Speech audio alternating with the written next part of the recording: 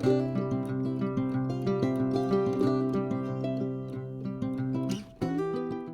म तपाईहरुसँग कागती अथवा निम्बुको अचारको रेसिपी शेयर गरिरहेको छु।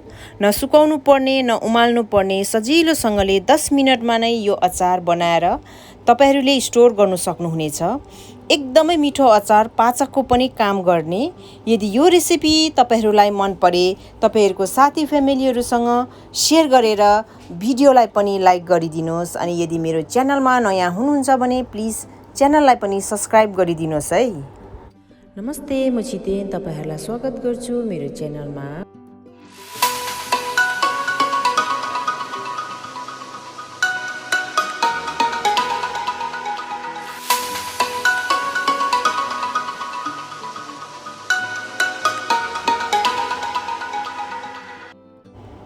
यो अचार बनाउनको लागि मैले यहाँनिर 20 वटा कागती अथवा निम्बु लिएको छु र ठुलो भाँडामा राम्रोसँगले पखालेर यसरी निम्बु अथवा कागतीलाई काटेर राख्ने। कागतीलाई राम्रोसँगले पखालेपछि एकपल्ट पेपर टावलले राम्रोसँगले यसलाई सुकाउनु पर्छ र यसको स्किनमा कुनै पनि पानी चाहिँ हुनु हुँदैन। अरु सामग्रीहरुमा चाहिँ 125 ml तोरीको तेल लिएको छु। ठुलो चम्चाको 3 चम्चा सेतो नुन छ। ठुलो चम्चाको 2 चम्चा बिरे नुन छ। ठुलो चम्चाको 2 चम्चा जीरा। ठुलो चम्चाको 1 चम्चा आदि ज्वानो। ठुलो चम्चाको 1 चम्चा मरिच। ठुलो चम्चाको 2 चम्चा धुलो खोर्सानी। ठुलो चम्चाको आधा चम्चा हर्दी अनि ठुलो चम्चाको 4 चम्चा चिनी पनि लिएको छु। मसलाहरु भुट्नको लागि मैले यहाँनिर प्यान अघि नै तताइसकेको छु र त्यसमा मैले यो मरिच राखे, जीरा पनि राखे अनि यो ज्वानोलाई पनि राखेर राम्रोसँगले भुट्न गइरहेको छु। यी सबै मसलाहरुलाई लो फ्लेममा राम्रोसँगले भुट्ने।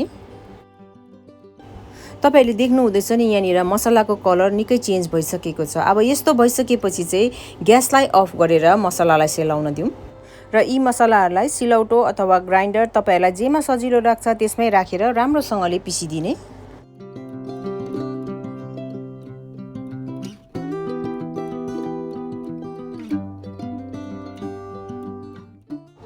मसला रेडी छ। अब फेरि एउटा प्यानमा यो तेललाई राम्रोसँगले तताउने। तेललाई राम्रोसँगले धुवा आइन्जेलसम्म तताउने र राम्रोसँगले तातेपछि ग्यासलाई अफ गरेर यतिकै सेलिनको लागि छोडिदिने।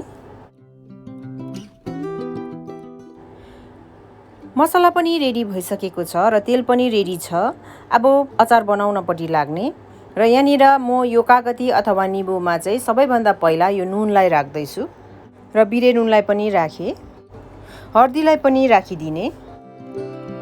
त्यसै गरेर धुलो खोर्सानीलाई पनि, अघि बनाएर राखेको मसलालाई पनि। यति सामग्रीहरु राखिसकेपछि राम्रोसँगले मिक्स गरिदिने।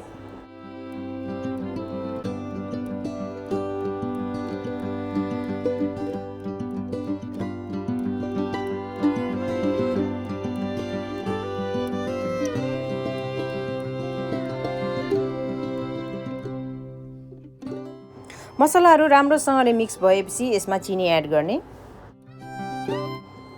चिनीलाई पनि राम्रोसँगले चलाइदिने।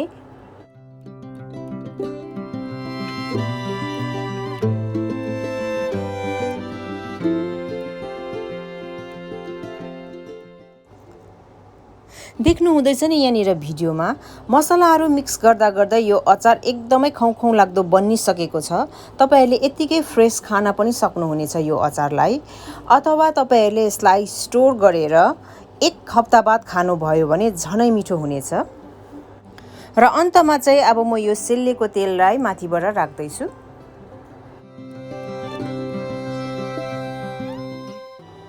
तेललाई पनि राम्रोसँगले अचारमा मिक्स गर्नुपर्छ।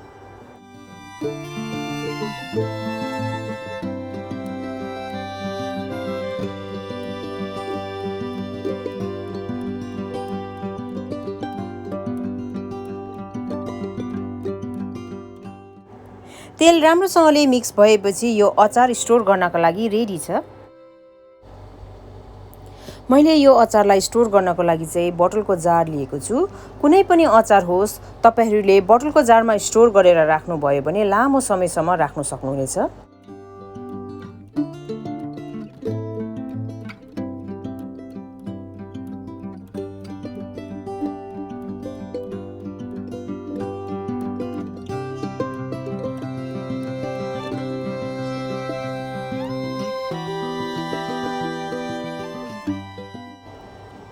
र कागती अथवा निम्बु पाउनुभयो भने यो अचार बनाएर अहिले नै राखिराख्नुहोस्। दसैँमा तपाईँहरूलाई धेरै काम लाग्नेछ। र कस्तो लाग्यो आजको मेरो यो रेसिपी कमेन्ट गर्नु चाहिँ नबिर्सिदिनुहोस् है। Thank you, by by.